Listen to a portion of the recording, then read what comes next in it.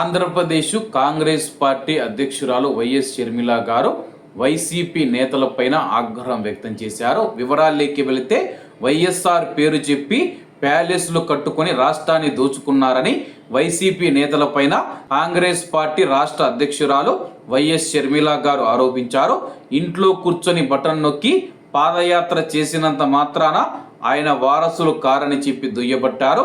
ఆమె విజయవాడలో కార్యకర్తల సమావేశంలో మాట్లాడుతూ కొంతమంది పార్టీలో చేరారు.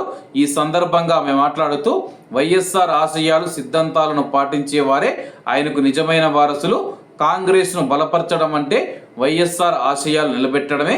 ఆయన సులువుగా సీఎం కాలేదు, అయ్యాక కూడా ఎంతో కష్టపడ్డారు.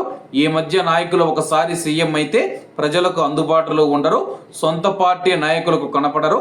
సీఎం అంటే ఎలా ఉండాలో వైఎస్ఆర్ చూపించారు. ఆయన కల నిజం చేయడానికి నేను కాంగ్రెస్లో ఉన్నాను. రాహుల్ను ప్రధానమంత్రిని చేయాలని చెప్పి వైఎస్ఆర్ కోరుకున్నారు.